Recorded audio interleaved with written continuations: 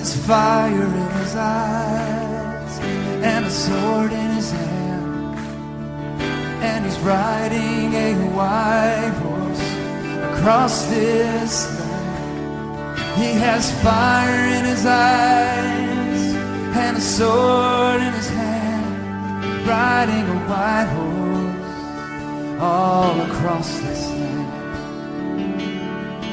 And he's calling out to you and me, will you ride with me?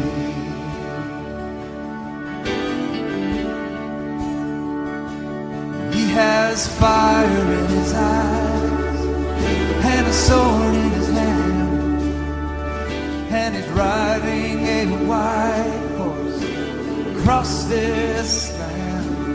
And he's calling out to you and me, will you ride with me? Will you ride with me? And we say yes, yes.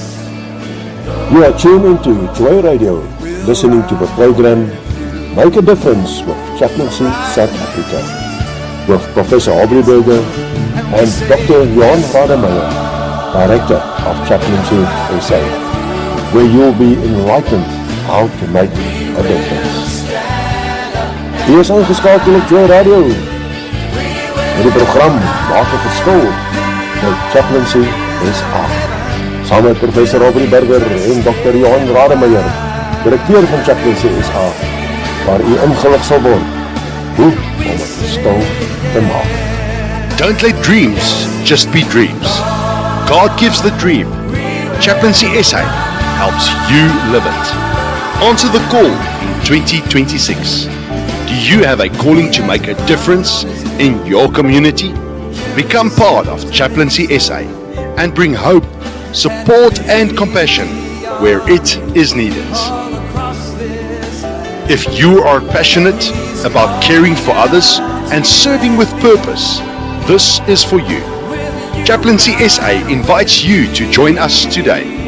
If you are a listener of Joy Radio and you sign up with Chaplaincy SA as a member, you will receive a 50% discount on your joining fees.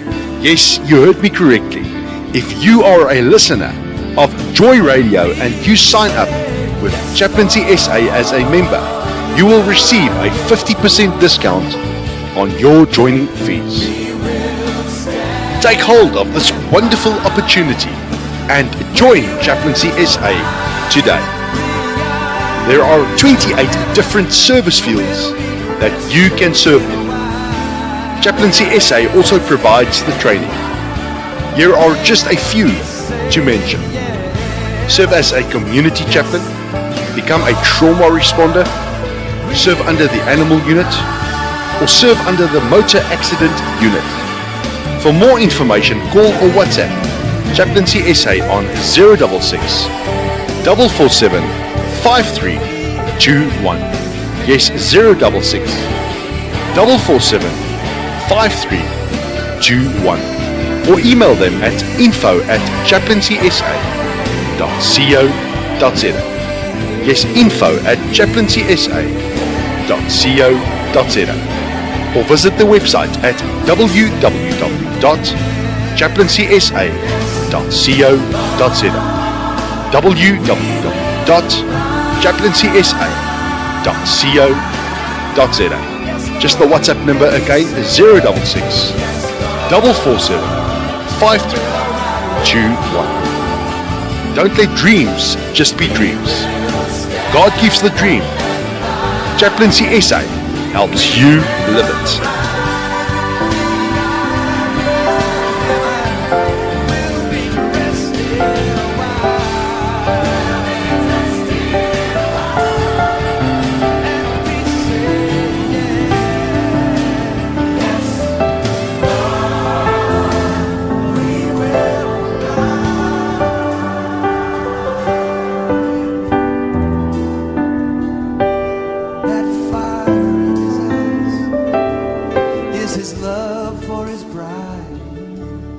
and he's longing that she be with him right by his side.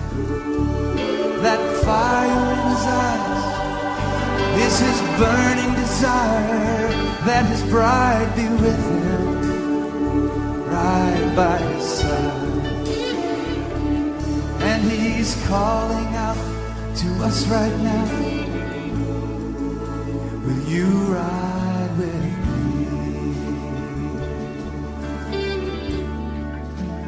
Yes, Lord, that's all we can say. Yes, Lord. Say yes to Lord. Yes, Lord. Yes, Lord. Say yes. Say yes to Lord. We say yes, Lord. We say yes, Lord.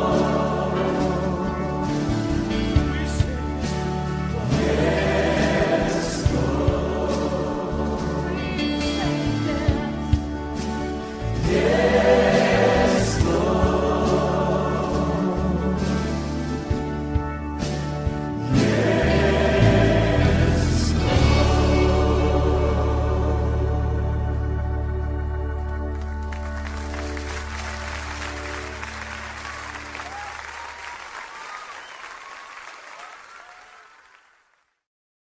Jou Vader, in hierdie middag wil ons net stil word en bewus word van die stille teenwoordigheid. Here, so die reën uit die hemel uit neerdal en hierdie dordroe aarde binnendring, is dit ons hartsbegeerte vanmiddag dat net so daardie reën neerval, dat dit vanmiddag op ons luisteraars se harte sal val. En Here, die woord verklaar vir ons duidelik ook, the kingdom of God is not about eating and drinking, but it's about joy, peace and righteousness in the Holy Spirit. En daarom, al is dit net 'n radio-uitsending, is U altyd teenwoordig. En daarom wil ons vir U baie dankie sê vir die geleentheid wat ons kan hê om hierdie platform te kan gebruik, om Chaplaincy SA aan die wêreld na buite te wys, aan die wêreld na buite te stuur, ons het 'n verskil te maak. En we need te sien dat daar sien die woord van ons mooi, ons met volk ontmoedig, by aangesig soek, teken hulle verkeerde weer, bid, dan sal ek hulle antwoord. En Here, dis wat ons as Chaplaincy wil begin. Ons wil 'n verskil in die wêreld daar buite maak. Maar belangrik ook is, ons kan dit alleenlik doen as ons saamwerk. Daarom kom ons in hierdie middag, Here, en ons gee nou hierdie program, hierdie platform, voorwaardelik aan U op, en laat U goddelike doel sal bereik. Dit is in hierdie middag my gebed in Jesus mooi naam. Amen. Amen.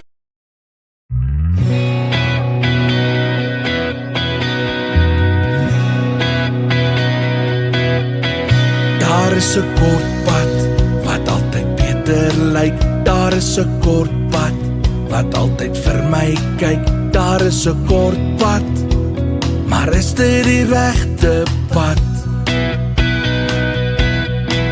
Daar is 'n lang pad wat soveel langer lyk. Daar is 'n lang pad wat meer stewig lyk. Daar is 'n lang pad, dit lyk soos die regte pad. En as my pad die beste pad was, sou die hoofweg daar langs loop. Ek soek die Godpad, dis die regte pad, dis die beste pad wat my daar sal kry. Ek soek die Godpad, maak die saak hoe lank hy is. Oh, ek soek die Godpad, nie noodwendig die maklikste pad wat ek ooit sal loop nie, maar dis die Godpad wat my by my God laat bly. Daar is 'n smal pad, dit is die regte een, waar daar storms soms oor my reën en ek alleen voel, maar ek is nooit alleen. En die storms op die pad nader aan sy hart. Ek soek die Godpad, dis die regte pad, dis die beste pad, wat my daar sal kry. Ek soek die Godpad, maak nie saak hoe lank hy is. Ek soek die Godpad, nie noodwendig die maklikste pad, wat ek ooit sal loop nie, maar dis die Godpad, wat my by my God laat bly. Elke afdraaipad eindig net met hartseer, maar my God se pad vat my na sy Vaderhart. Ek soek die Godpad, dis die regte pad, dis die beste pad, wat my daar sal kry. Ek soek die Godpad, maak nie saak hoe lank hy is. Ek soek die Godpad, nie noodwendig die maklikste pad, wat ek ooit sal loop nie, maar dis die Godpad, wat my by my God laat bly. Ek soek die Godpad, nie noodwendig die maklikste pad, wat ek ooit sal loop nie, maar dis die Godpad, wat my by my God laat bly. Maar dis die Godpad, wat my by my God laat bly.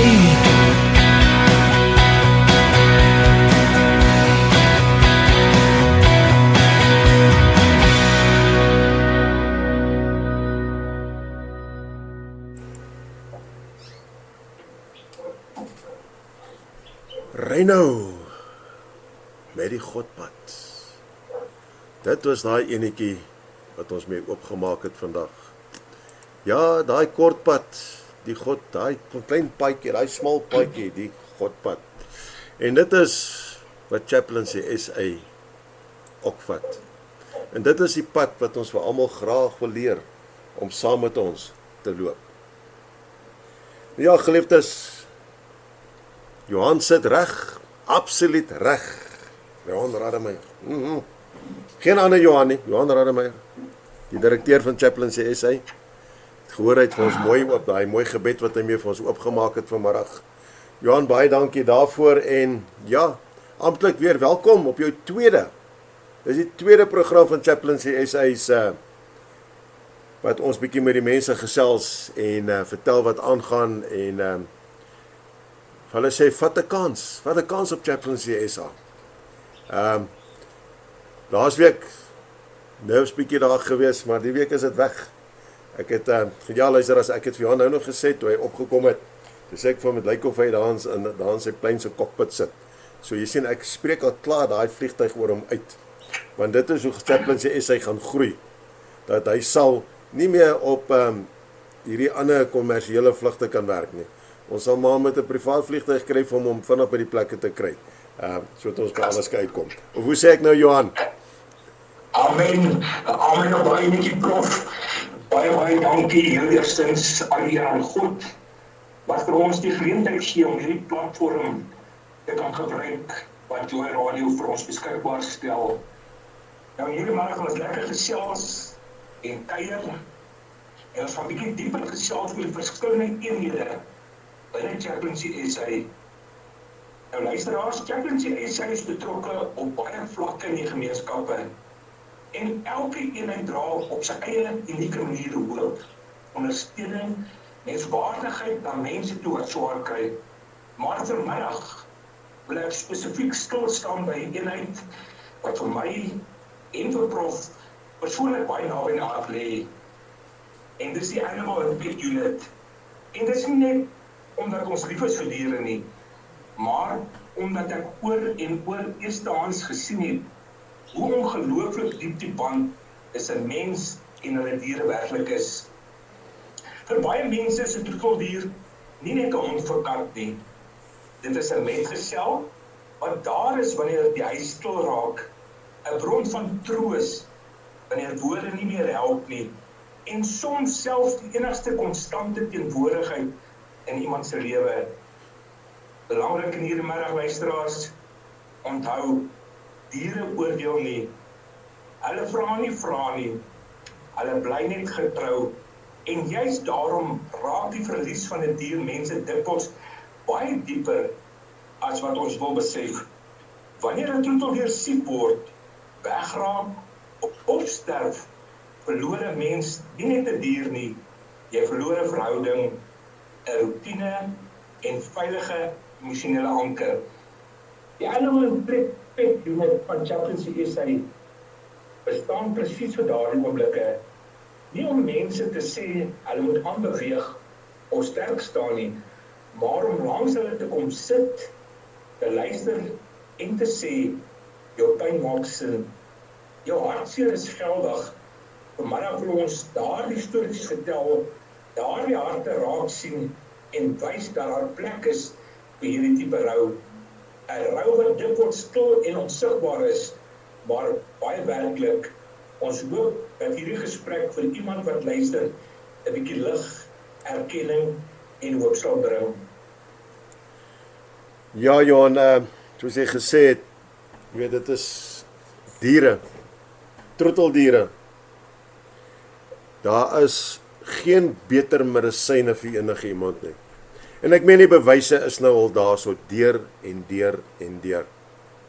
Waar troeteldiere onder andere gebruik word om mense te help uit 'n vlak van depressie uit.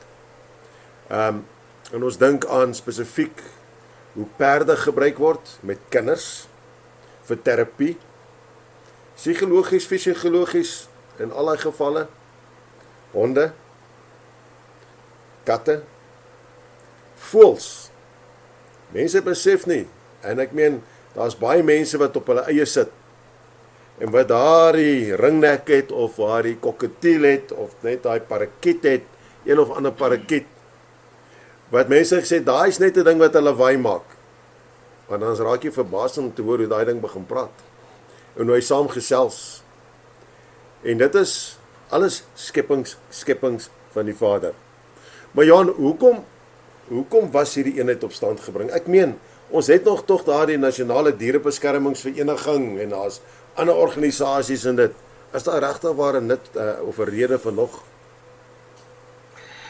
Baie dankie, Prof. Ja, as ek net as inleiding, wil ek graag 2 kort verhale met ons luisteraars deel.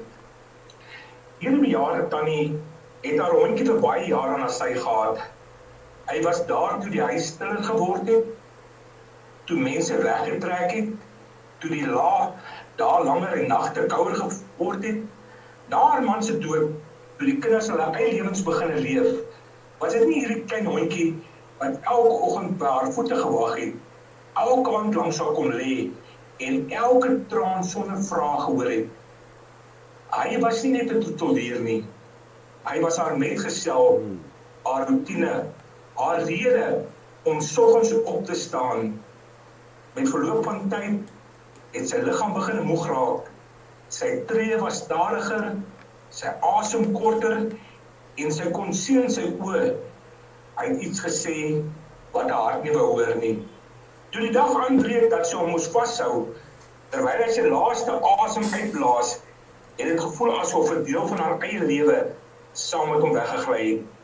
Die huis was skielik leeg, nie net sonder 'n hond nie, maar sonder klank van die potjies op die vloer, sonder die sagte teenwoordigheid wat vir haar soveel jare gedra het. Sy het nie net 'n dier verloor nie, sy het haar laaste, konstante geselskap, haar slotsteen en haar dag tot dag te verloor. Die hartseer was diep en stil en moeilik om aan ander te verduidelik. Maar in haar rou het sy by die waarheid gebly. Die liefde wat hulle gedeel het was werklik en dit het haar lewe vir altyd geraak. Sommige afskeide is nie hard of dramaties nie. Hulle is sag, stil en breek 'n mens se hart op 'n manier wat mens nie kan verstaan vir die wat jy so lief gehad het nie. Nou Prof, om terug te kom na jou antwoord toe, hoekom het ons reeds onder ander assosiasies, instansies is wat reeds betrokke is by diere. Hierdie verhaal word vertel van hierdie bejaarde tannietjie, wat niemand regtig raak is net nie. Na Hondjie se dood het sy eenvoudig opgehou uitgaan, opgehou praat en opgehou vra. Die hondjie was vir 16 jaar haar enigste metgesel, deur siekte, deur eensaamheid, deur lang dae sonder besoek. Toe hy weg is, was daar niemand meer wat soggens haar kon wakker maak, of saans by haar voete gelê het nie. Haar getroue bure het gesê, dit was maar net nog 'n hond, maar vir haar was dit haar laaste familielid. Dit was sodat Chaplaincy SA se Animal Pet Unit betrokke geraak het. Nie met groot woorde of oplossings nie, net met teenwoordigheid. 'n Kapelaan het langs haar gaan sit, sonder om haar te forceer om te praat. Sy het eers net gehuil, lank en hard, sonder om te verduidelik. Vir die eerste keer het iemand haar pyn probeer regmaak of afmaak nie. Die kapelaan het geluister, sy oor haar hondjie praat, sy gewoontes, sy oë, die manier waarop hy altyd geweet het wanneer sy sleg voel. Elke herinnering is met respek ontvang, asof dit heilig was. En die dae wat volg, het die kapelaan haar weer besoek, weer en weer teruggegaan. Stadig het sy begin praat oor die verliese, oor haar man, haar kinders wat ver woon, haar vrees om alleen te bly, die rou oor die hondjie en ander seer oopgemaak, wat vir jaar lank toegemaak was. Chaplaincy SA het haar nie probeer oorreed om aan te beweeg nie. Hulle het haar probeer oortuig dat hulle verstaan die pyn waardeur sy gaan.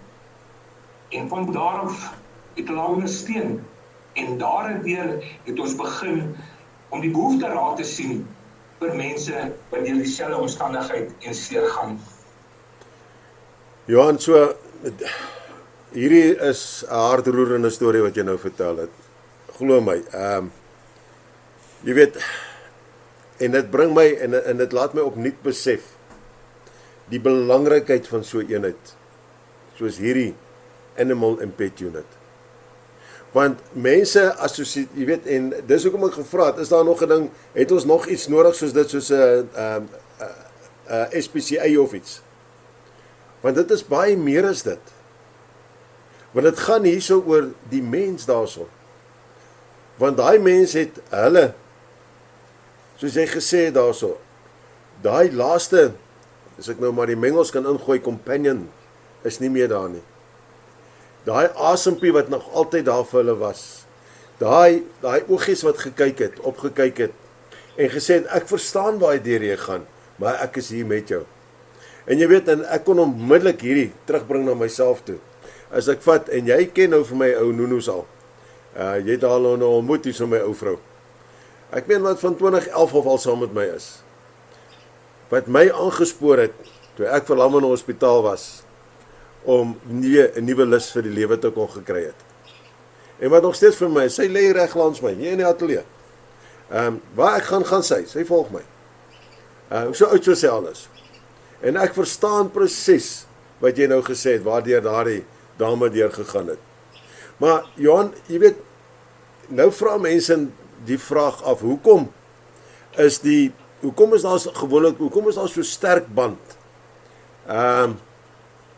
tussen mens en troeteldiere, en hoekom speel hulle dan nou hierdie groot rol in die mens se lewe? Ek meen, as jy vat, baie mense het daar's 'n woord, maar ek wil hom nie eers sê wat hulle het vir diere nie. Want vir hulle is 'n dier maar net nou nog 'n ding, hy's mooi, sy klein is, hy groter is, dan het hy slaansak, 'n skopsak, weet nie wat se ding geword vir hulle nie. En iets wat jy sommer by 'n venster uitgooi, daai tipe goede in dit. Maar vir ander, daar word so sterk band gevorm, en dit begin 'n ontsaglike, belangrike rol in die mense se lewens te vorm. Hoekom volgens jou gebeur dit? Baie dankie prof. Ja, voordat ek nou na ons vraag toe gaan, wil ek net graag net gedeelte in die framework op die eerste vraag wat was.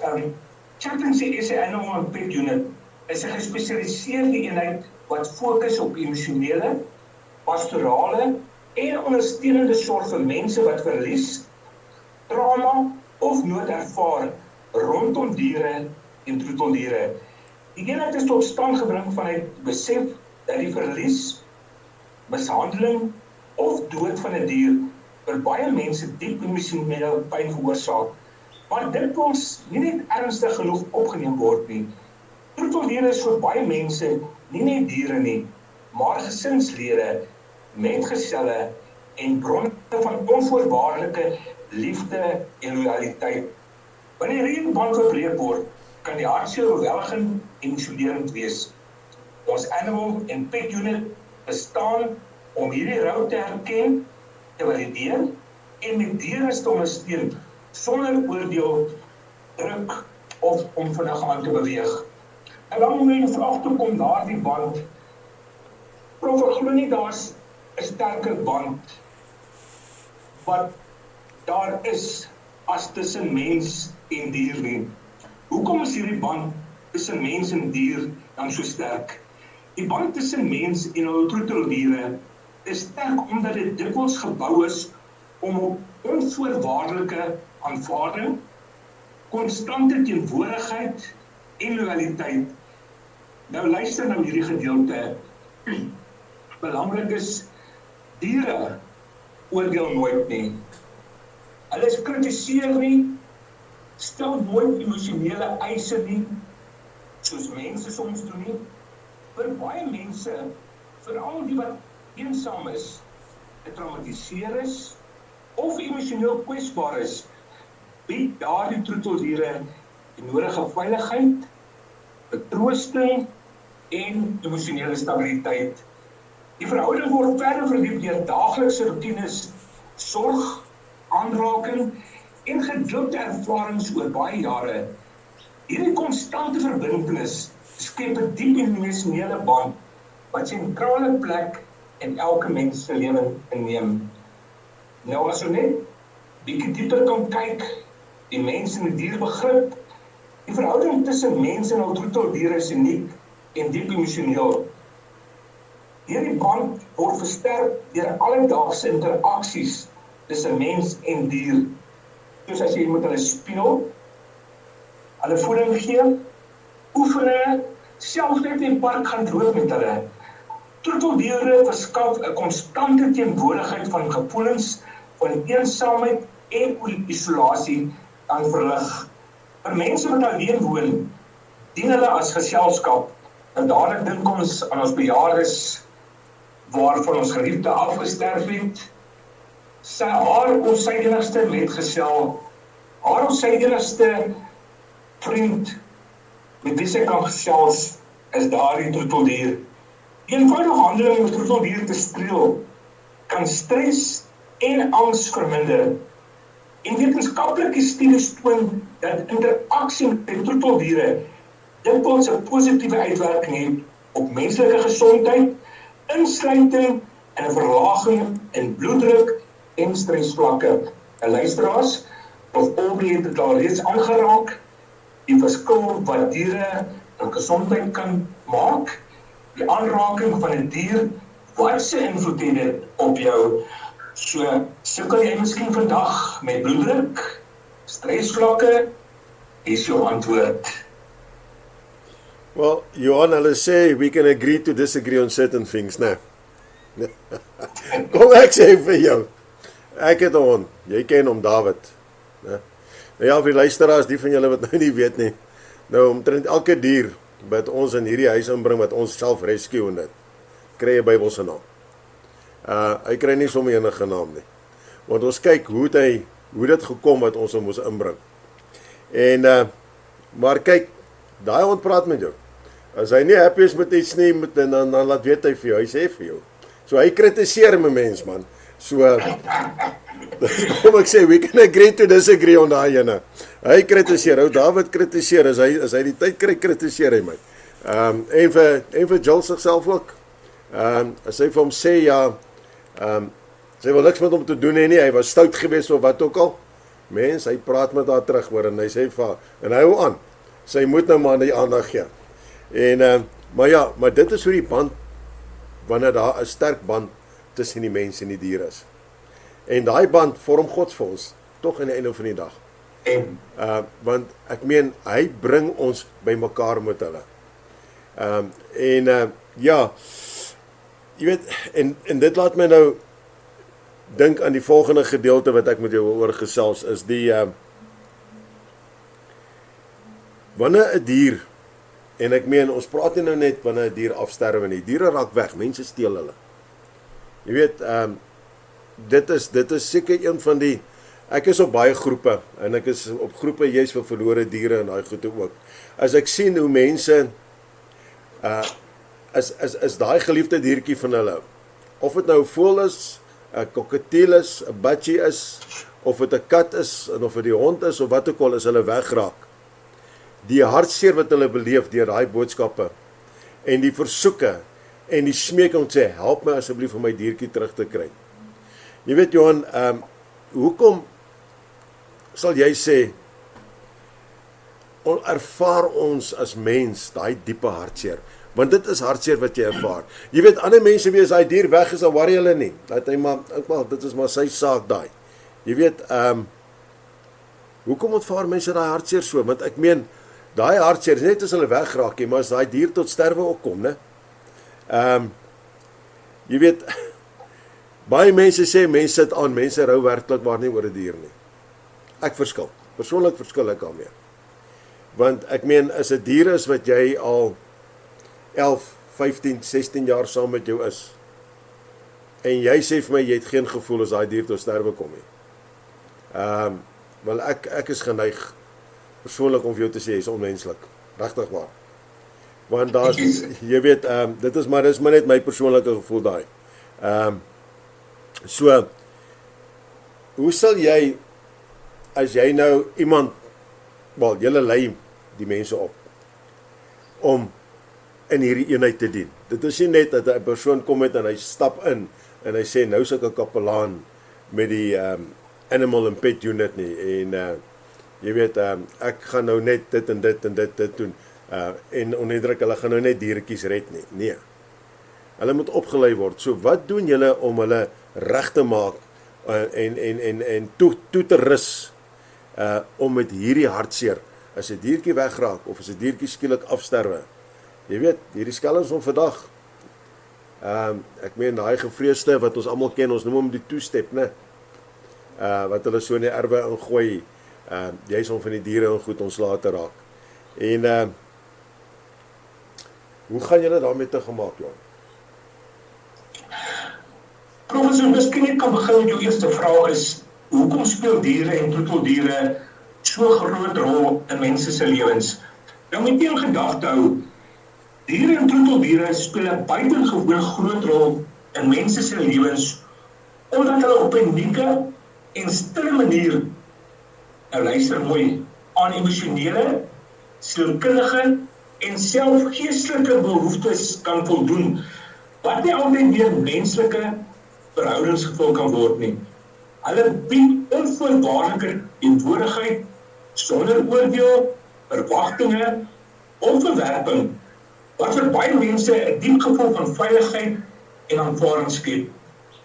In 'n wêreld waar mense dikwels verwerp, misverstaan of geïgnoreer word 'n troeteldier 'n betroubare emosionele anker. Diere bring struktuur, hulle bring routine in mense se lewens deur daaglikse sorg, voeding, stap en daardie interaksie met jou dier. Wat veral belangrik is vir bejaardes, alleenlopers en persone wat met depressiwiteit, sekondêre trauma of verlies worstel. Hierdie routine gee betekenis en doel aan elke dag. Vir kinders leer diere empatie, verantwoordelikheid en emosionele bewussyn. Vir volwassenes bring hulle kalmte, stresverligting en vir bejaardes het hulle daardie geselskap, daardie troos en 'n gevoel dat iemand hulle nodig het. Diere help om emosies te reguleer, angs te verminder en gevoelens van eensaamheid te verlig. Dikwels sonder enige woorde. In baie gevalle is 'n troeteldier een konstante teenwoordigheid wat iemand soggens begroet, saans verwelkom en deur baie moeilike oomblikke stil staan. Hierdie konstante loyaliteit verteenwoordig 'n vorm deel van die persoon se identiteit en emosionele stabiliteit. Daarom word diere nie net as troeteldiere gesien nie, maar belangrik is meer as metgeselle, familie, lewensmaat wat 'n onmisbare plek ingeneem het in die emosionele landskap van menslike lewens. En dan wil ek byvoeg ook, as ons osself afvra waarom troeteldierverlies, het sy die dood, het sy genadedood, verlies, trauma, hoekom maak dit so seer? Omdat troeteldiere 'n belangrike rol in elke mens se lewe speel, kan hulle doodintense hartseer veroorsaak. Baie mense ervaar troeteldierverlies as 'n verlies van 'n familielid of 'n lewensmaat. Die band is dikwels so sterk dat die rouproses vergelyk word aan die verlies van menslike geliefde. Troeteldiere is daarin oomblikke van vreugde, hartseer en 'n afwesigheid later leemte in elke eienaar. Nou, Johan, jy het nou gepraat, jy het nou iets genoem daarso wat in die einde, dat daar 'n werklike, hoe te sê, dat jy eintlik kan saambring met rou tussen dier en tussen mens. Wat baie van die mense vat dit, ek weet, hulle ervaar dit fisies so. Nou, wat sal die verskil dan wees, as ons so daarna kyk? Of indien, is daar 'n verskil, dan tussen die rou teenoor jou troeteldier, en 'n rou teenoor iemand van vlees en bloed, iemand van mens vlees en bloed. Obviously, 'n geliefde eggenoot of so iets, soos hulle sê, is devastating. Ek meen, as jy daardeur was al, dan weet jy waaroor dit gaan. Verlies van 'n ouer, of van 'n broer, of van 'n goeie vriend of so. Wat is die verskil tussen die menslike rou en die troeteldier rou? Ja, as ek net daar kan staan, is dit baie interessant. Vir baie mense is rou oor 'n dier werklik vergelykbaar met rou oor 'n mens. Die intensiteit van rou word nie bepaal deur 'n spesie of sosiale status nie, maar deur die diep en betekenisvolle verhouding. In sommige gevalle kan rou oor 'n dier selfs sterker ervaar word, veral wanneer 'n dier die persoon se primêre bron van emosionele ondersteuning, stabiliteit en geselskap was. Diere bied dikwels onvoorwaardelike liefde. En wanneer hierdie bron van veiligheid verdwyn, kan die verlies besonder pynlik wees. Hierdie vorm van rou is eg, geldig en menslik en verdien dieselfde erkenning, deernis en ruimte as enige ander vorm van verlies. Nou, as ons net vinnig kan kyk tussen die verskil tussen menslike en troeteldierrou.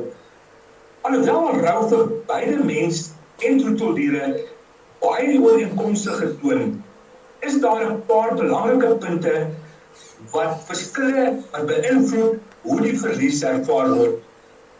Eerstens kan ons kyk, menslike verlies word meestal met 'n sterk ondersteuningssisteem erken. Soos ons as mens, daar's begrafnisse, kaartjies, familiebijeenkomste. Die verlies van 'n troeteldier word dikwels onderskat en baie mense voel dat hulle hartseer nie verstaan of erken word nie. Troeteldiere is dikwels deel van 'n persoon se daaglikse roetine, van die oggendwandeling tot voedingstye. Die afwesigheid van hierdie gewoontes in 'n konstante herinnering wees aan die verlies en kan langer aanpassingstyd verg. Baie kere voel daar selfverwyd en skuldgevoelens, Baie troeteldier-eienaars ervaar intense skuldgevoel oor besluite soos om 'n dier uit te sit of nie betyds mediese sorg te kry nie. Hierdie skuldgevoelens kan sterker wees as by menslike verlies, waar omstandighede dikwels buite die persoon se beheer is. Baie mense verstaan nie die diep emosionele band tussen 'n persoon en 'n troeteldier nie. Gevolglik kan rou na 'n troeteldier se dood geïsoleerd voel, omdat daar minder formele ondersteuning en begrip is. Wanneer 'n mens geliefde sterf, is daar geen opsie om in baie gevalle 'n vervanger te kry nie. Met troeteldiere is daar dikwels 'n keuse om weer 'n nuwe troeteldier aan te neem, wat beide 'n troos en 'n uitdaging kan wees. Sommige mense voel skuldig om weer 'n troeteldier te kry, terwyl ander dit sien as 'n manier om 'n liefde voor te sit. Om hierdie verskille te verstaan, kan help om troeteldierverlies op 'n gesonde manier te verwerk en ondersteuning aan ander te bied wat deur dieselfde ervaring ontgaan. Johan, is jy bewus of weet jy van enige navorsing, in-diepte navorsing wat hieromtrent gedoen is tussen die verskil tussen rou, tussen troeteldierrou en menslike rou? Want dis nou net iets wat by my opgekom het terwyl jy hiervan gepraat het. Ja, prof, kan ek noem, by die Noordwes Universiteit is daar 'n prof wat navorsing gedoen het, 'n tesis geskryf het aangaande die troeteldier verlies tussen mens en dier, en wat regtig baie inspirerend is as mens gaan kyk na die wat hulle al reeds navorsing op gedoen het en baie insiggewend ook. Ja, maar dit het net by my opgekom, jy weet dat ek dink daar is ek dink daar is genoeg navorsing hierop gedoen al nie. Ek dink daar kan nog baie meer gedoen word. Ek meen elke persoon het 'n unieke studie. As jy daai gevalle studies moet vat en gaan doen. En ja, daar het so liggie by my aangoed kom, so moenie verbaas wees as jy oor 'n jaar of iets anders te hoor nie. Wat bietjie meer kan, wat bietjie meer by julle opleidingsmateriaal moontlik bygevoeg kan word nie. Meneer Johan, voordat ons gaan, daar 'n groot vraag wat almal vra. En ons het hierdie ding voor die program ook al 'n bietjie gepraat. Geliefdes, ja, onthou die WhatsApp nommer hier 079 678 0510. Gee 'n bietjie vir ons julle opinie op hierdie. Ons gaan 'n musiekbreek vat. Maar dink bietjie uit die boks uit. En moet nou nie skaam wees nie. Sal nie jou naam sê nie. Sê vir ons, wat dink jy? Wat dink jy? Want dis 'n vraag wat baie gevra word. En dis 'n vraag wat kinders veral baie vra. Gaan diere hemel toe? Nou ja, voor ons musiekbreek vat, ek wil net vir u sê, daar is ontsettende uitlopende uitsprake hieroor. Daar is vir dit wat sê ja, en dan is daar ander teoloë wat sê no ways, glad nie. Glad nie, daar is nie diere in die hemel nie. Maar ons gaan nou 'n bietjie verder daaroor gesels. Wat is julle opinie? Wat dink julle? Maar al wat ek weet is wat die Hillsongs, hierdie Afrikaanse vertaling van hulle song, hierdie ene wat sê, wie is in beheer? Wie is in beheer? Ek weet wie is in beheer. Ek glo u weet wie is in beheer. Dit is almagtige drie-enige God. So kom ons geluister na daai ene en ja, onthou 079 678 0510. En wat weet ons? Kom gesels 'n bietjie saam op hierdie ene. En dan vat ons hom van daar af.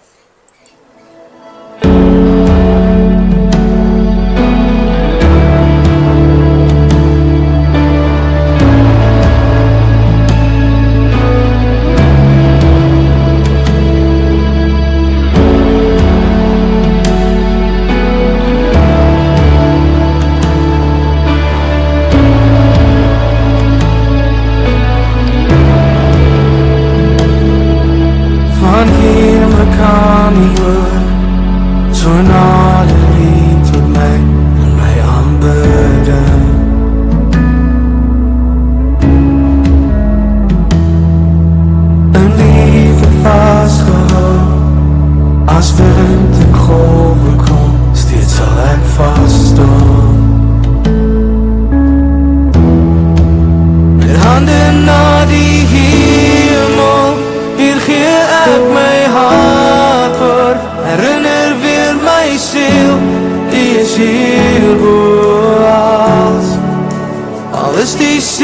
onstuimig, U kalmeer die storms, en U vind ek my rus, U is in beheer.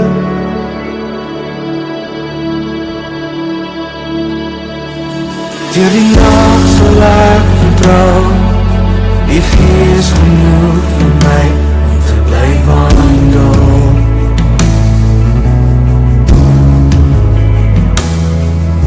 U lei my elke tree, spreek lewe oor my Heer, ek het U nodig, o so nodig, met hande na die hemel, hier gee ek my hart voor, herinner weer my siel, U is hier vooraf. Al is die see onstuimig, U kalmeer die storms, U vind ek my rus, U is in beheer.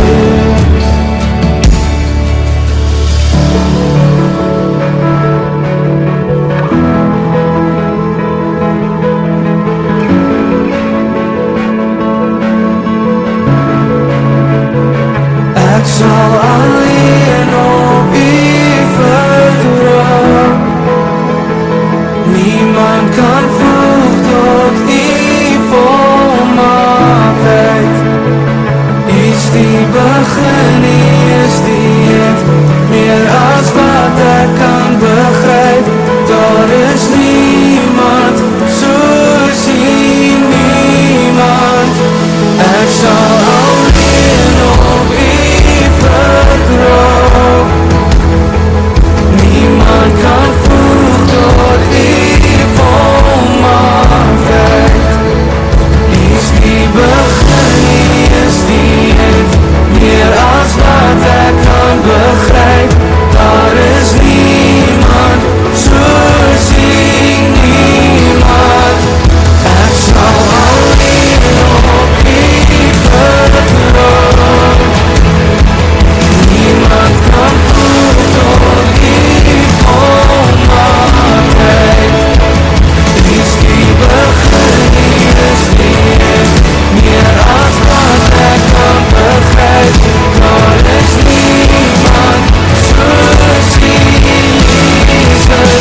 Want ek na die hemel, hier gee ek my hart voor, herinner weer my siel, U is hier vooraf. Al is die see onstuimig, U kalmeer die storm, U vind ek my rus, U is in beheer. Met hande na die hemel, hier gee ek my hart voor, herinner weer my siel, U is hier vooraf. Al is die see onstuimig, U kalmeer die storm, U vind ek my rus, U is in beheer. U vind ek my rus, U is in beheer. Ja, geliefdes, wie is in beheer van jou lewe op hierdie heilige stadium? Jy? Of is dit die Vader wat in beheer is? En as jy sê, jy is in beheer van jou lewe op hierdie stadium, dan wil ek jou graag aanmoedig om het te heroordink. Vra die Vader om beheer oor te vat in jou lewe. In alles. Absoluut, absoluut in alles. Maar nou ja, gaan die Here hemel toe? En soos ek sê, daar is party teoloë wat sê, nee, hulle gaan nie, want hy het nie 'n siel nie. Eerlikwaar, gaan navors dit maar. En hulle skryf dit, en hulle sit dit daar so op die internet en alles, hulle sê, dier kan nie hemel toe gaan nie, want hy het nie 'n siel nie. Ander woorde, hy het nie 'n gees nie. Ek verskil. Ek sê dit sommer vooruit klaar, ek verskil daarmee. En ek sal later vir julle sê hoekom, want ek gaan dit vir julle staaf met die woord. Maar kom ons gaan eers na Johan toe, en Jan, as julle toevallig wil weet, waar is Johan? Want ek sien, ek word gevra, is hy daar in die ateljee? Nee, hy is nie in die ateljee nie. Nee, hy sit in Pretoria. Enigste verskil, ons doen dit soos 'n podcast, maar enigste verskil, ons doen dit op die radio. Ons gaan nog by die podcast uitkom, die dag as ons het behoorlik uitgefigure het om dit te doen. Maar as iemand van julle weet, en bereid om ons te help, laat weet maar, ons gaan nie nee sê nie. Op ons ouderdom leer ons, en ons leer nog maklik, hoor, ons leer nie te moeilik nie, maar ook nie te maklik nie, maar ons leer maklik. Johan, diere, gaan hulle hemel toe? Ja, prof, dis 'n baie interessante dialoog daai vir ons. Nou, elkeen van ons het seker een of ander tyd in ons lewe al gehoor, as ons vra as 'n troeteldier tot sterwe kom, daardie hondjie tot sterwe kom, dan word daar gevra, maar wat is die kanse dat hy hemel toe gaan? Die verlies van 'n troeteldier word nie net op emosionele vlak ervaar nie, maar dit kan ook op 'n diep geestelike en kulturele betekenis hê. Verskillende godsdienste en kulture het unieke oortuigings en rituele wat verband hou met die dood en die moontlikheid van die hiernamaals vir diere. Om kliënte te help om betekenis te gee en hulle verlies te vind, is dit hiermiddag belangrik om hulle geloofsoortuigings, kulturele agtergrond te erken en te respekteer. Nou kom ons kyk. Godsdienste en troeteldiere en hiernamaals. Verskeie godsdienste het uiteenlopende sienings oor die siel van diere, wat jy al reeds genoem het, 'n plek in die hiernamaals. Hierdie oortuiging kan 'n bron van troos of onsekerheid oor die troeteldier-eienaars wat met verlies worstel wees. Sommige mense vind dit berusting in die idee dat hulle geliefde troeteldiere in 'n geestelike dimensie voortleef, terwyl ander worstel met die vraag oor die lot van hulle diere na die dood. Dit is belangrik om hierdie verskillende perspektiewe te verstaan en daardie persoon te help om troos te vind binne hulle eie geloofsoortuigings. Nou kom ons begin heel eerstens met die Christendom. Die Christelike geloof bied verskeie perspektiewe oor diere en hiernamaals. Verskeie Christelike denominasies stem nie altyd saam oor die lot van diere nie, en mense se persoonlike oortuigings kan 'n groot verskil maak. Nou, as ons kyk na die verskillende sienings oor diere van die siel, sommige Christelike tradisies glo dat net mense 'n onsterflike siel het, dit wat jy reeds vir ons genoem het, terwyl ander glo dat God genade en liefde alle skepsels insluit. Die idee dat God se skepping volmaak is, laat sommige Christene glo dat diere deel is van die ewige lewe. Nou kom ek wil graag dan van die geleentheid gebruik maak om dan vir jou te vra om 'n gedeelte van ons uit die woord te bring, om dan Jesaja 11 vanaf vers 6 tot 9 te lees wat die woord vir ons verklaar. Ja, sekerlik Johan, maar voor ek dit doen, wil ek net graag iets anders te eers lees. Ek wil 'n bietjie teruggaan net na die eerste boek van die woord van God af. Daar is in die boek van Genesis. En as ons daar gaan kyk, dan vind ons dat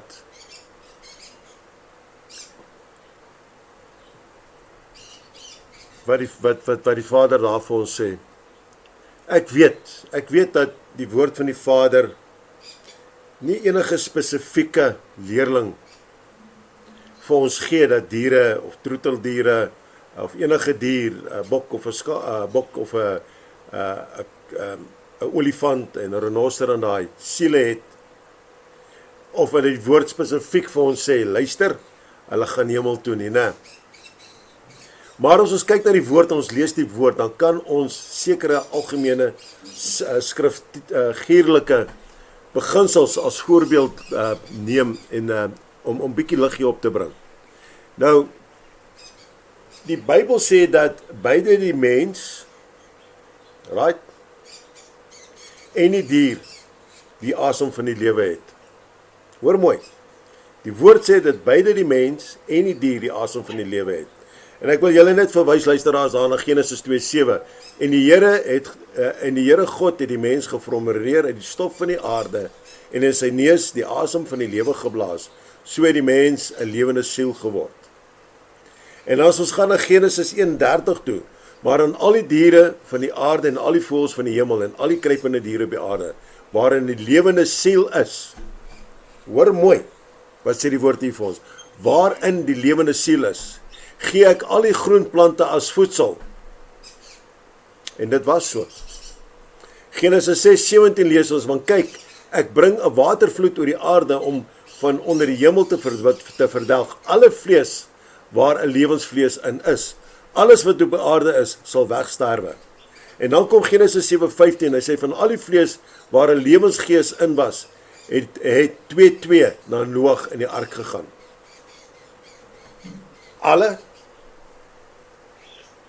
Al die vlees waar 'n lewensvlees in was. Al die vlees. Die woord sê nie vir ons hier net seker is nie. En die woord maak dit vir ons duidelik, dat Noag 2 van elke dier, manlik en vroulik, in die ark moes vat. Van die grootste tot die kleinste. Van almal, né? Dan Genesis 7:22, alles wat die asem van die lewensgees in sy neusgate gehad het, alles wat op droë grond was, het dood gegaan met die vloed. So al die res wat oorgebly het, mens en dier, behalwe die wat in die ark was, is verwoes, is dood, is uitgewis. So as ek net hierna kyk, dan sê dit vir my dat beide mens en die dier die asem van die lewe gekry het van die Vader af. Kan nie stryd daarteen nie, want die woord sê so. En as ons sê dat die woord van God is waar, en is die waarheid, want die woord sê tog vir ons lees tog, en ons weet tog, dat van die begin af was die woord is God, en die woord was van die begin af. So as jy sê dit is nie so nie, dan moet jy mos sê die woord van die Vader vertel vir jou 'n leuen. Jy kan dit nie glo nie. Nou ek weet daar is mense daar so wat sê, maar dit is net nog 'n storie. Dis 'n storieverhaal dit. Dit is nie werklik nie. En as ek deesdae sien hoe afvallig die mense in hierdie wêreld raak en op podcasts en alles wat hulle uitsit om te probeer bewys dat die woord van God 'n leuen is, dan kan ek maar net my hoof maar rondskud. Onthou net een ding. Die woord sê vir ons hierso, die mens is geskape na die beeld en gelykenis van God, né? En dit is waar die verskil tussen mens en dier kom. Die dier is geskape as 'n dier, as daai spesifieke dier. Ek en u, ons is geskape na die gelykenis van God, na sy ewebeeld. Ons lyk anders as ons in die spieël kyk, maar in gees is ons presies voorstel om dieselfde te wees. Ons het besluit hoe ons wil wees en hoe ons nie wil wees nie, né? Ons kyk na Genesis 1:26-27 en God het gesê, laat ons mense maak na ons beeld, na ons gelykenis, en laat hulle heers oor die visse van die see en die voëls van die hemel en die vee oor die hele aarde en oor al die diere wat die aarde kruip. En God het die mens geskape na sy beeld, na die beeld van God het hom geskape.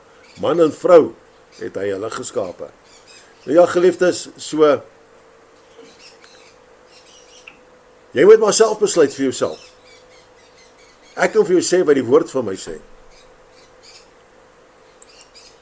Ek gaan jy nie probeer oortuig hier vandag. Nee. Want dan gaan ek die hele program opvat, en dit is hoekom ons hier is. Ons is hier om vir julle te verduidelik en te sê wat Chaplaincy SA bied. Hoe jy kan baat vind om deel te word van Chaplaincy SA. Nou Johan het gevra vir Jesaja 11 vers 6-9. Wat lees as volg, luister mooi. Dan wy die wolf by die lam, en die luiperd gelê by die bokkie, en die kalf en die jong leeu en die vetgemaakte vee by mekaar, en 'n klein seentjie sal hulle aanjaag. Vers 7, die koei en die berren wy, en hul kleintjies lê by mekaar, en die leeu eet strooi, soos die os. Dan vers 8 sê vir my, en die suigeling speel by die gat van die adder, en die gespeende kind steek sy hand uit na die kuil van die ballesik. En dan kom ons by vers 9. Hulle sal geen kwaad doen of verderf aanrig op my heilige berg nie, want die aarde sal vol wees van die kennis van die Here, soos die waters die seebodem oordek. Wat sê dit vir ons? Dat God het hierdie aarde gemaak en geskape, sodat ons en dier in vrede saam kon leef. Nie om uit te roei nie. Nie om renosterhorings af te sny en te gaan verkoop nie. Of ivoor en daai tipe goed vir die wêreldse gebruik nie. Om met die wêreld eenvormig te wees nie. Maar nog steeds doen ons dit.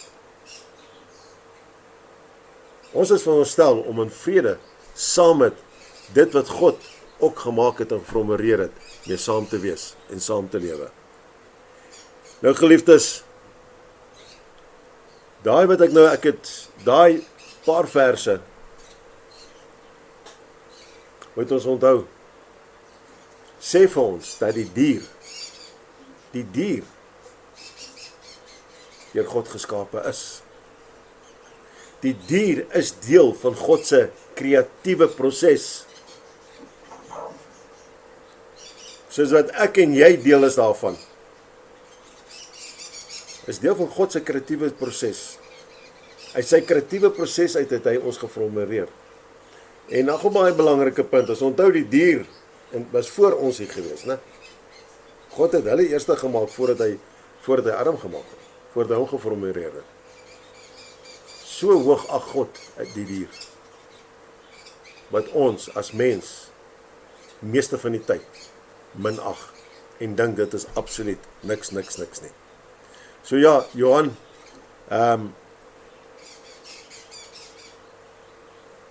hemel, ja of nee, volgens jou? Ja, vir baie jare was ek nie seker gewees nie.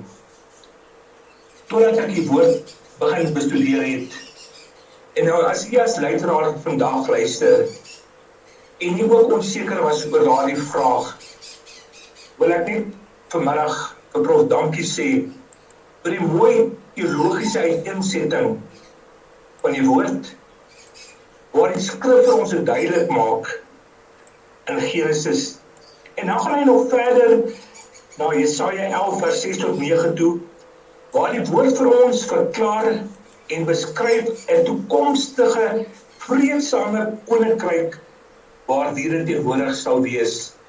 Nou luisteraar, dink jy daardie troeteldier gaan nie teenwoordig wees nie?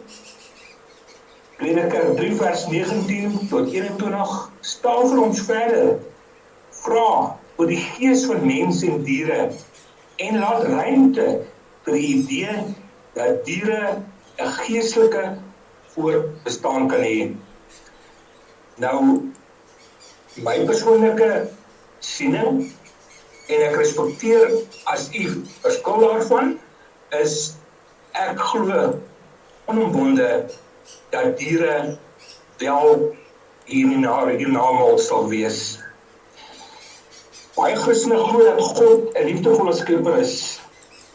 Nie die verhouding tussen mense en hul troeteldiere sal beëindig nie, en dat daar hoop is vir herinigings.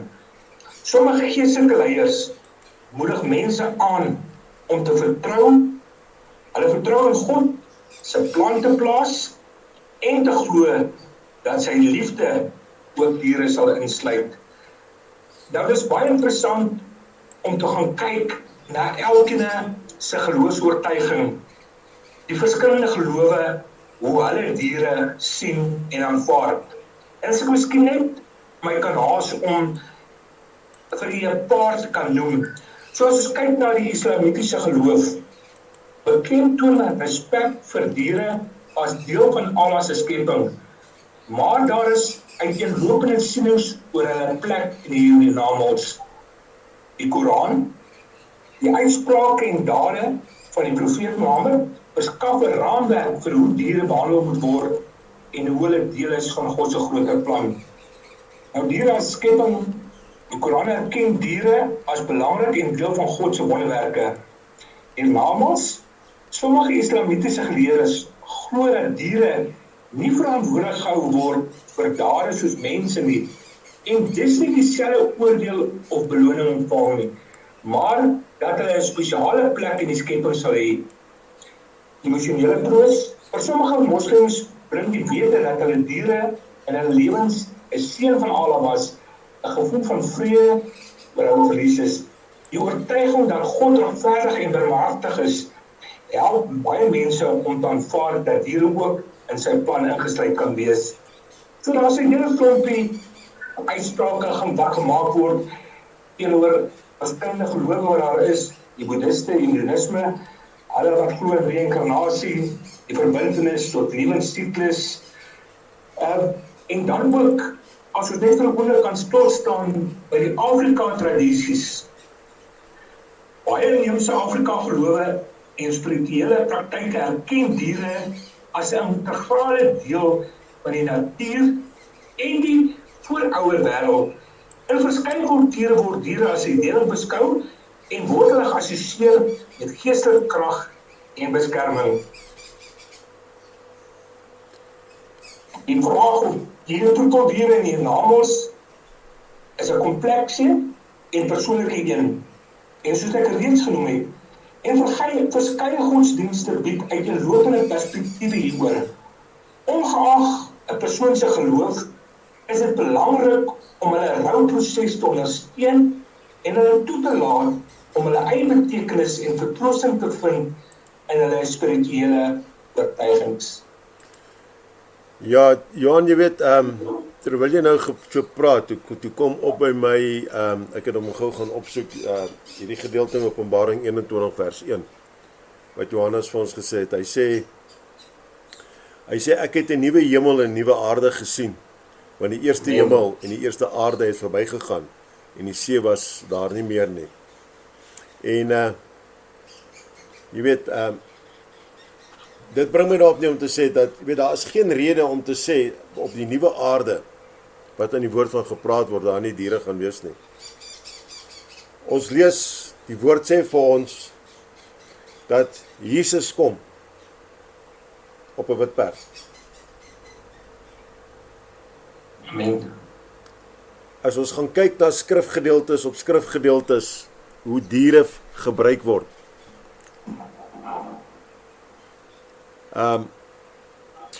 Dan goeie en te slegte diere word, daar staan diere wat gebruik word om Satan die duiwel en die antichrist en alles uit te beeld ook. So as diere nie 'n belangrike rol speel nie, hoe dan nou? Jy weet, ek dink my net daar wel, weet wat ons moet besef, jy weet, ek kan definitief nie vir jou sê, die dier wat jy in die hemel gaan kry, dieselfde een gewees wat jy op die aarde het nie, of hy dieselfde gewees nie, ek weet nie. Maar as ek kyk en ek dink en ek gaan terug na getuienisse wat ek al gehoor het. Nou baie mense sê ook wel, baie van hierdie getuienisse is ook maar net stories, né?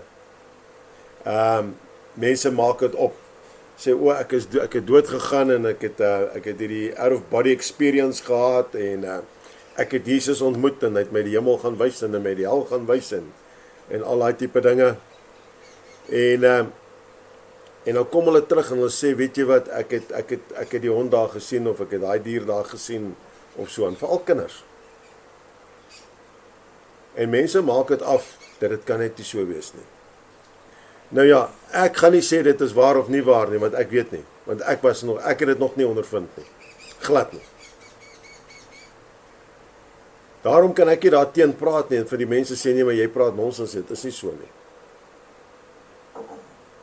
Maar, as jy kyk na die getuienisse, en jy vat dit oor tydperke, en jy kyk getuienisse wat iemand 20 jaar teruggegee het, en iemand kom doen nou getuienis, en jy begin hy by mekaar sit en korreleer, en dan kom jy agter maar, wow, hierdie persoon was nog nie eens gebore gewees, toe die persoon die getuienis gedoen het nie.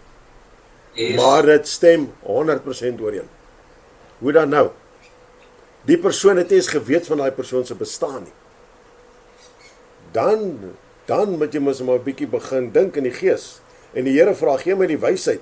Laat die Heilige Gees my lei hierso, om bietjie vir my net bietjie ding te openbaar. dan begin dit jou laat dink. En daarom, ja, ek weet, en ek glo elke luisteraar weet, soos dat jy weet, ons dien 'n God wat regverdig is. Amen. En die dag wanneer ons in die hemel kom, indien ons daar kom, maar niemand van ons is verseker daarvan nie. Niemand nie. Ons kan net elke dag werk na ons heiligmaking toe. En hoop, wanneer die tyd kom, wanneer ons huis, wanneer ons geroep word, dat daar nie iets teen ons is wat ons daar gaan weghou nie. Amen. Dan sal ons weet, of dit daar waar is of nie. Ek weet huidige stadium, ek dien 'n God van regverdigheid. Hoekom sal God vir ons diere op aarde gee, om ons ons companion te wees, ons sielsgenoot te wees hierso,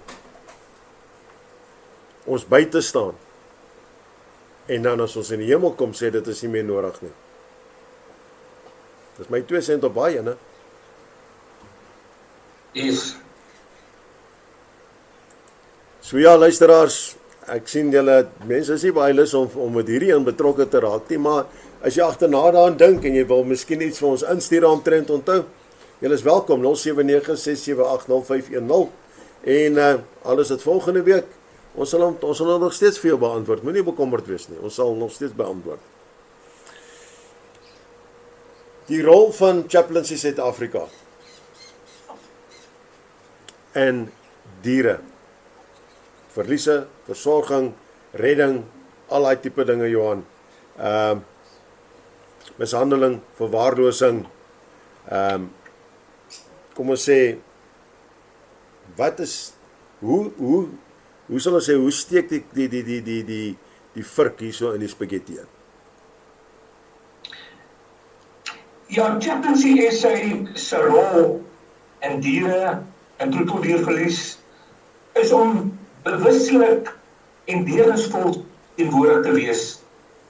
Belangrik, sonder oordeel, druk of verwagtinge. Die Animal Pet Unit fokus daarop om mense te ontmoet, presies waar hulle in rou, en om te luister sonder om te probeer regmaak, te verduidelik of te versnel.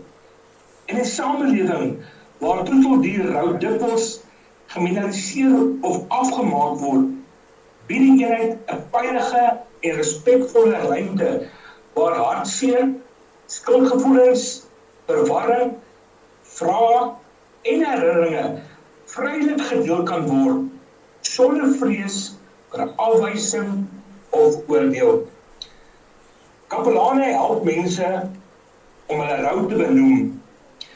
Belangrik moet in gedagte hou, as ons vir daardie student beraader begin met opleiding, dan maak ons dit vir hulle duidelik, enigiets wat daar gebeur, jy identifiseer, jy gee 'n naam, en jy deel daarmee. Belangrik in hierdie middag is, dat Chaplaincy SA u gaan help om daarmee te deel. Ons almal het dit geïdentifiseer, dis daardie seer, dis daardie rou. Ons het hom 'n naam gegee, maar belangrik ook nou is om daarmee te deel. So kapelane help mense om hulle rou te benoem, te verstaan en stadig te verwerk en bevestig dat hierdie gevoelens eg, geldig en menslik is. Die fokus is nie om die pyn weg te neem of mense vinnig beter te doen, maar om saam met hulle deur die rouproses te stap vir stap en belangrik teen hulle eie tempo, deur empatie, stilte en betroubare ondersteuning help Animal en die Pet Unit mense om nie alleen te voel in hulle verlies nie, maar om oor tyd weer 'n gevoel van balans, betekenis en hoop te gaan ervaar, sonder om die liefde of herinneringe aan hul dier te ontken.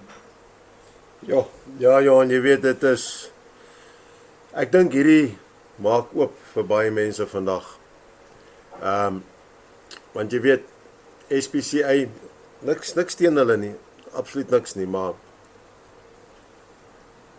hulle bied nie dit aan wat Chaplaincy SA aanbied nie.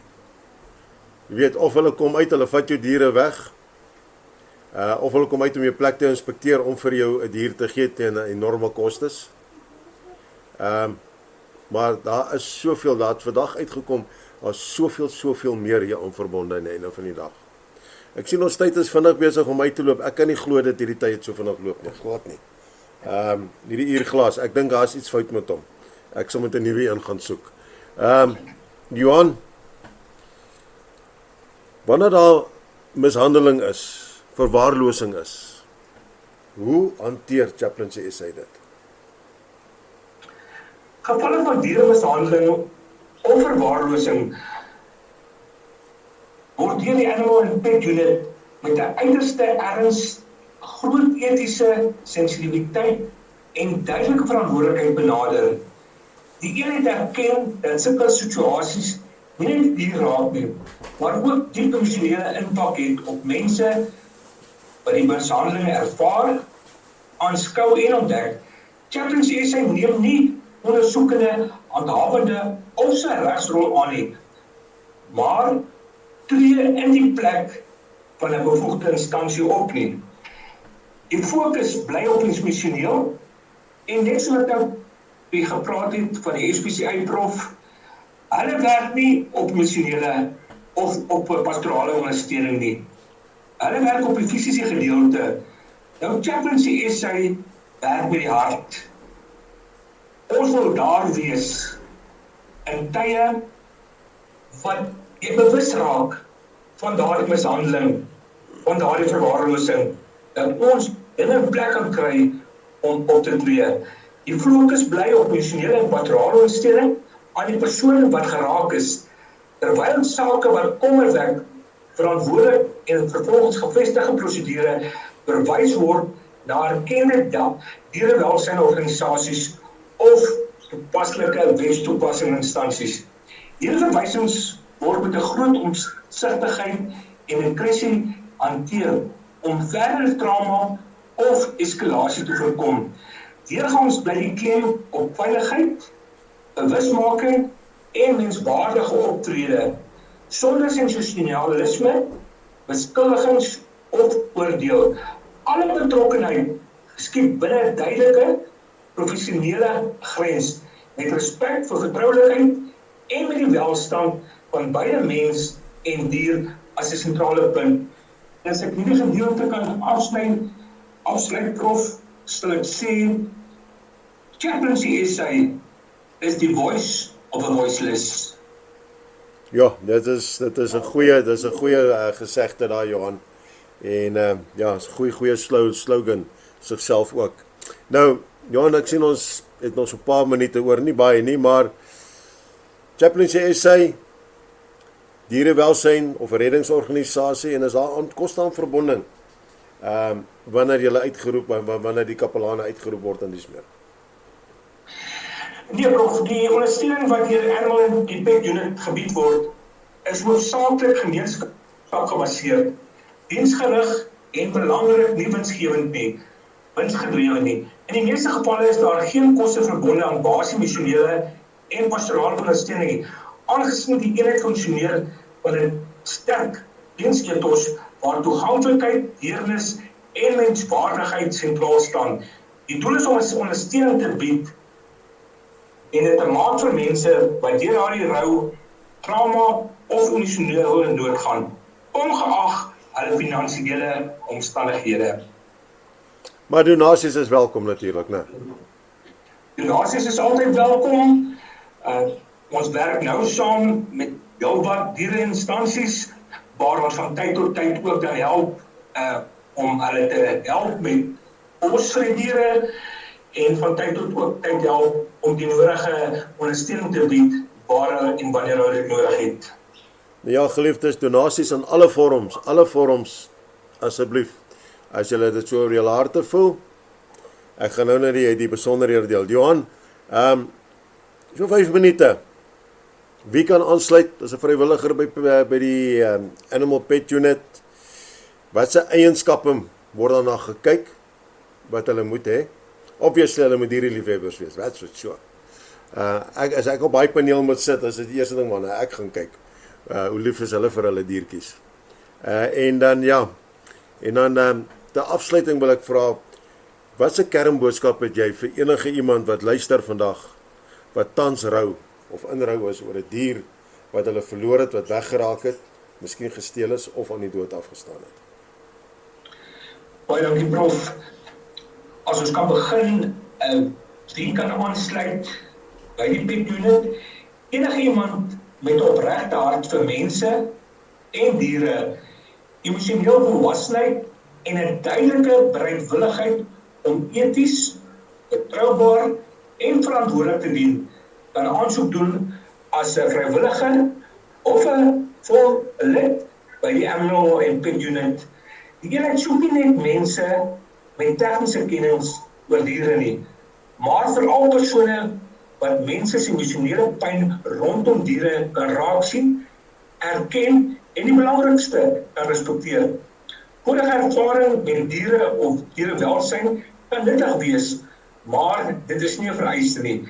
Wat belangrik is die diensgerigte gesindheid, leerbaarheid en die vermoë om binne duidelike grense te funksioneer. As ons kan kyk na die eienskappe wat hulle moet hê, belangrik is, dit vereis 'n sagte, empatiese en emosioneel stabiele persoon. Empatie is noodsaaklik omdat vrywilligers dikwels met mense werk wat in diep rou en pyn ervaar. Geduld en goeie luistervaardighede is belangriker as praat of raad gee. Emosionele volwassenheid help persoon om teenwoordig te wees sonder om oorweldig te raak of die pyn te probeer regmaak. En laastens, wat is die kernboodskap aan iemand wat tans rou oor 'n geliefde dier? My kernboodskap vandag is eenvoudig, maar diep menslik. Onthou, jou hartseer is werklik en geldig. Jy hoef dit nie te minimaliseer nie. Jy hoef dit nie weg te steek of te verduidelik aan ander nie. Die band wat jy met jou dier gehad het betekenis gehad. En jou pyn is die weerspieëling van die liefde en die verbintenis wat daar was. Rou oor 'n dier is nie minderwaardig of minder belangrik as enige ander vorm van rou nie. Jy is nie alleen nie. Selfs al voel dit soms so, ondersteuning is beskikbaar en dit is jou reg om hulp te vra. Belangrik is, rou het nie 'n vaste tydlyn nie. Jy mag voel, onthou, huil, glimlag en tree op jou eie tempo. Liefde laat spore en rou is deel van daardie liefde. Amen daarvan, amen, amen, amen. Ja, Johan, ek wil maar net ook net gou hierdie met die luisteraars deel. Ja, jy ken die storie. Laas jaar, net voor die skole gesluit het, staan die kinders buitekant by die busstop, by die plaasbusstop, en voertuig kom verby gery, en 'n dame gooi iets wat lyk soos 'n dier of 'n ding by die venster uit, en ry aan. Kinders hardloop nader om te gaan kyk, en toe sit nou hierdie klein ou meisie, so pink dingetjie. Daar's al geen jong het met tydjies of hy oor of iets het nie. Nou toe ek daarvan hoor onmiddellik was ek, wat sê ek, nee, daai ding kom nie eens op my erf nie. Nee, glad nie. Maar nou gelukkig weet ek, daar is genoeg katte en honde, ek sê, hulle gaan die ding opvreet, die kinders gaan bang wees, hulle gaan, nee, sê hulle nee, maar hulle kan die ding nie net so los nie, hulle sal vir my huis soek. Nou ja, Johan het 'n huis gekry.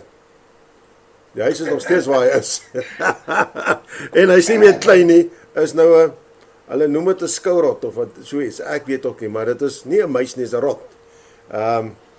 Maar ja, en hy word gebad, of sy, whatever it is, die jongste kyk na haar, en jy weet so, jy weet, en daai kat, of sal ek sê, daai rot kry meer aandag as enigiets anderste van haar af, en natuurlik van Jalaf ook. So, Daar sê die. geliefdes, ja, ek sien ons tyd hier het uitgeloop,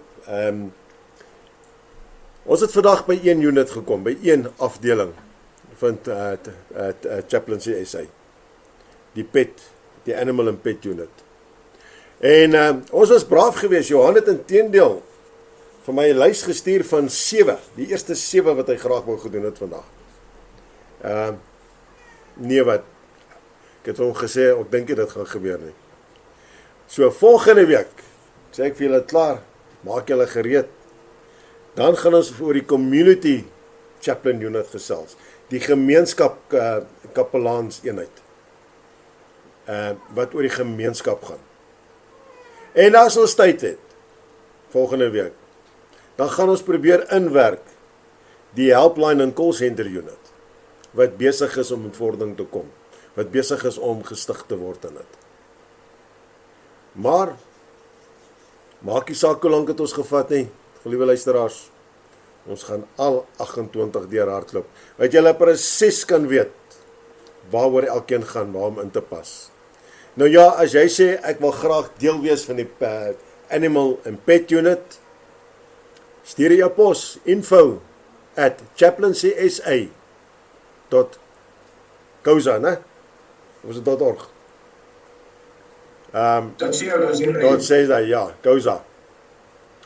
Of gaan na die webblad toe, www.chaplaincysa.co.za, en jy kan daar ook aansoek doen, en van die vriendelike dames daar in die kantoor, daar in Pretoria, sal met julle kontak maak, en julle deur die hele proses help, as 'n vrywilliger of as 'n volwaardige lid. En ons wil julle graag welkom sê, as deel van die familie. Want een of ander tyd, elke liewe kapelaan van Chaplaincy SA, en ek hoop hulle luister vanmiddag, gaan 'n gas raak op Joy Radio. Ons gaan hulle bekendstel, wat julle weet, wie hulle is, wat in julle areas is. Die dae van undercover is verby. Ons gaan julle openbaar. Hoe sal ons sê, daai tydperk het gegroet en gegaan. Nou ja, geliefdes, van my kant af, kan ek net vir julle sê, stay safe, stay blessed, en onthou, Vader wil graag sy naam op jou hart sit, sodat jy sy seën kan kry, sodat jy sy vrede en genade kan ondervind, want jy kan voel, hoe hy sy aangesig oor jou skyn en verhef, né? Laat hom toe om dit te doen. Johan, laaste woorde van jou kant af. Prof, baie dankie vir die geleentheid. Baie dankie aan elke luisteraar wat vanmiddag ingeskakel het. Belangrik is, ons vra dat vandag vir die troos vir elke persoon wat rou, vir die wat ons afskeid geneem het, vir die wat nog wag op antwoorde, en vir die wat hartseer is, lank en stil is, maar nooit verdwyn nie. Bring vrede waar daar onrus is, hoop waar daar moedeloosheid is, en lig waar mense vandag in stilte sit. Baie, baie dankie, Johan. Geliefdes, tot volgende week vir die Chaplaincy SA program. Sê ons vir julle shalom, ek speel uit met Retief Burger se Nou en vir altyd. In die môre, in die aand, in die goeie of die kwaad, in die somer, in die seer, in die son of stormweer, sal ek U loof, vir nou en vir altyd.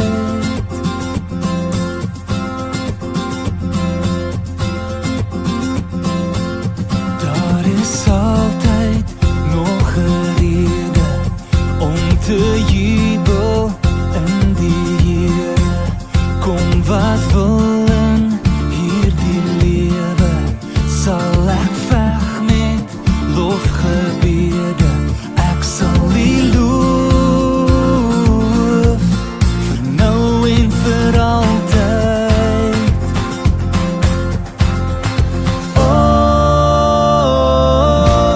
vir nou en vir altyd.